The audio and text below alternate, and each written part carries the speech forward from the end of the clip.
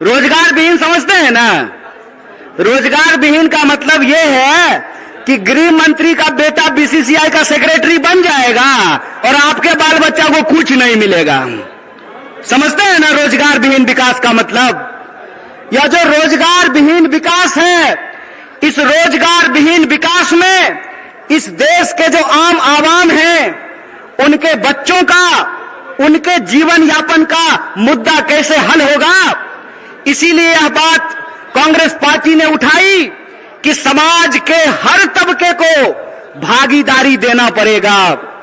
और भागीदारी देने के लिए यह जरूरी है कि हमको देखना पड़ेगा कि समाज की रीढ़ किनको माना जाता है, देश का रीढ़ किसको माना जाता है। आप सब जानते हैं कि भारत दुनिया का सबसे युवा राष्ट्र है। भारत सबसे युवा राष्ट्र है, लेकिन इस देश के युवाओं के साथ अभी यह हो रहा है कि आप पढ़ाई करते हैं, दिन रात तैयारी करते हैं, लेकिन जब नौकरी की बारी आती है तो नौकरी नहीं मिलता है। जब एग्जाम होता है तो प्रश्न पत्र लीक हो जाता है और पैसा लेकर के, घूस लेकर के सीट बेच दिया जाता है। बोलिए, युवाओं के साथ बेईमानी हो रही है कि नहीं हो रही है?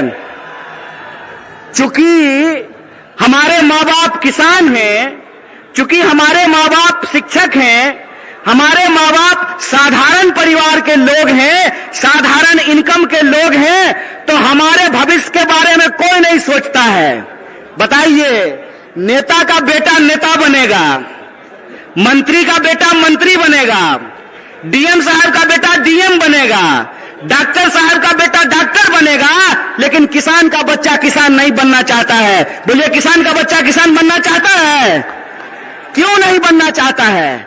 इसलिए नहीं बनना चाहता है कि इस देश की हकीकत यह है कि हर घंटे 2 किसान आत्महत्या करते हैं, हर घंटे एक नौजवान आत्महत्या करता है, हर मिनट किसी महिला के साथ कोई ना कोई अपराध होता है।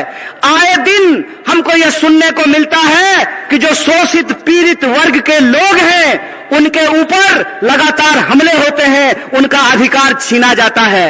देश की इस परिस्थिति को देखते हुए, जब बेरोजगारी 45 साल में सबसे ज्यादा है, महंगाई आसमान छू रहा है। आप लोगों को याद था ना, पहले पेट्रोल कितना में मिलता था?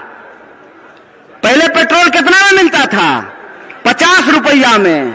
अब कितना में मिलता है? 100 रुपया में। महंगाई बढ़ी है कि नहीं बढ़ी है? सरसों का तेल पहले कितना में मिलता था? 80 रुपए किलो। अब कैसे मिलता है? 200 रुपये किलो। बोलिए, महंगाई बढ़ी है कि नहीं बढ़ी है? जिस तरह से महंगाई बढ़ रही है, किसानों की आत्महत्या हो रही है, जवानों की आत्महत्या हो रही है, महिलाओं के ऊपर अत्याचार हो रहा है, बेकारी 45 साल में सबसे ज्यादा है, तब इस देश के नौजवानों को, बिहार के नौजवानों को यह सोचना पड़ेगा कि उनका भविष्य क्या है। आप सोचिए कि अगर इस देश के नेता चाहते हैं कि उनके बाल बच्चों का भविष्य बना रहे, तो इस देश के किसानों को, इस देश के गरीबों को भी यह सोचना पड़ेगा कि उनके बाल बच्चों का भविष्य कैसे बना रहेगा। इसीलिए इस देश की परिस्थिति को देखते हुए हमारी पार्टी भारतीय राष्ट्रीय कांग्रेस ने और हमारे नेता राहुल गांधी ने यह तय किया है कि हम भारत जोड़ो न्याय यात्रा की शुरुआत करेंगे। और यह जो भारत जोड़ो न्याय यात्रा है, ये मणिपुर से चल करके बिहार की महान भूमि पे पहुंची है। बोलिए, बिहार महान है कि नहीं है? लेकिन आजकल बिहार को बदनाम भी कर दिया गया है। बदनाम नहीं कर दिया गया है? आज हमको मीडिया के एक साथी पूछ रहे थे कि नीतीश जी आपको छोड़ करके चले गए, इस पर आप क्या कहना चाहते हैं?